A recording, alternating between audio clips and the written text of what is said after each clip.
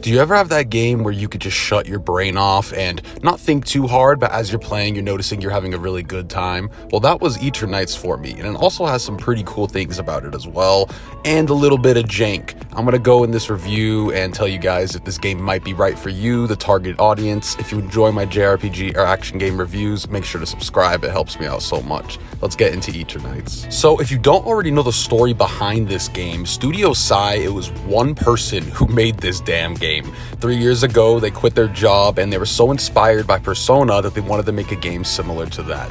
But this game is actually action-orientated, action combat, way more focus on dodging and stuff like that. But it is a dating sim and has those Persona elements, kind of the loop that you would do in Persona where it gives you a certain amount of days and you're given time to either up your bonds with your comrades or go into the dungeon and kick some ass. You're basically in this apocalyptic setting. There's an anti-aging drug going loose and everyone's turning into zombies, and you're stuck with your teenage friend group. Now, some issues people had was with the dialogue. Now, first of all, they got some fantastic voice actors for this game. They're voice actors you see in a lot of JRPGs that we play, and I think the voice work was really good. I was even laughing a good amount of times. But I think some of the writing does fall flat. Some of the jokes just don't land, and it does take you out of the experience a little bit. But overall, the story actually had me intrigued enough to keep going, and a lot of the lines, like, they were goofy, but I liked them. If you kind of have some child humor, you'll enjoy some of these. I also really liked the characters and the art illustrations of the characters. Like, I loved seeing the level ups just so I look at the beautiful art. Now, what's not so beautiful is the environments. Now, I know it's an apocalyptic setting, but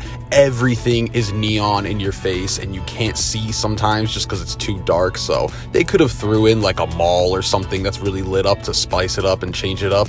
But it's not the end of the world. It is what the game is going for, and keep in mind, again, it's $26. It was one person who made this game. I'm actually pretty impressed by most of this game. If you like the idea that leveling up your bonds with your teammates will actually help you out in combat and that whole loop from Persona, then it does it very well here. Honestly, the skill trees for each of the characters I thought was a really cool idea. You could have them assist you in battle, and basically whenever you hang out with them, it gives you white essence, which are these points that you can spend on their skill tree to unlock new stats. And it's kind of funny because his best friend Chani, the main character's best friend, he's your support, and he got so butthurt that he didn't get his own power, and you go into his menu and it's like helps you with HP up. It's so funny.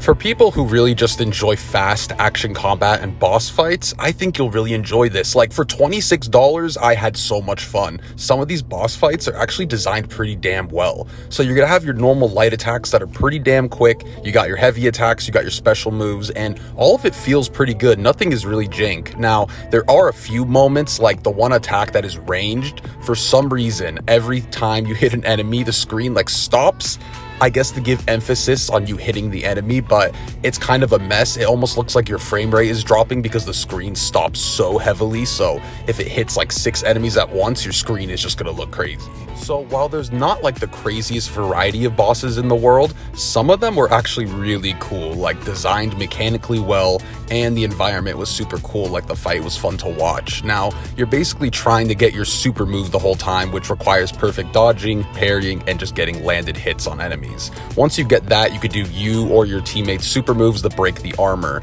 Then, the boss is completely staggerable. Like, even if it's kind of bigger than you could just beat the shit out of these guys, and I love that. If you know me and my RPG opinions, I've been getting kind of annoyed lately how every AAA game has a stagger meter, and bosses don't actually flinch. You just break their meter, they get on their knees, and you just unleash everything into them. Eternights did it really good here. You could just pummel them, and if you're pummeling them when their armor's broken, they're flinching. They're reacting to your attacks. They're not going to hit you back. And if they are, you get this great indicator throughout everything in this game. There's a nice ding when you need a perfect dodge, which could actually help out people a lot. There's a little visual light indicator for the parries. It works really well, even though it's not the most in-depth combat system in the world, but there's definitely a good amount to work with, and the bosses are fun. Also, one thing I particularly love is the normal mode in this game is pretty darn challenging. Like, you'll have your fair share of deaths on bosses, and the expert mode is even more so. which is really nice because it doesn't penalize you too much if you die. But with all these easy games recently, I'm really happy that I got my ass kicked a couple times. It made the bosses somewhat intimidating. I also saw a minor complaint going around about the mobs in this game, how sometimes it'll throw you in a room with too many enemies. I very much disagree with that. There wasn't an overbearing amount of enemies, and the perfect dodge in this game is honestly very generous, and the amount of special moves it gives you. Again, also if you die, it's just going to place you right where you were and you don't lose anything, so I really had no problem with that. Now, as you can see though, the game has a very basic loop. You're going to be in your hub, hanging out with your teammates, and then you go into the dungeon and you have a certain amount of days to complete these. You're going to do this around 3 or 4 times. I completed my playthrough around 12 hours, so not super long, but as you can see, there's a good amount here to just enjoy. Like, there's voice acting the entirety of the game, which I was pretty surprised by. All the VAs are great.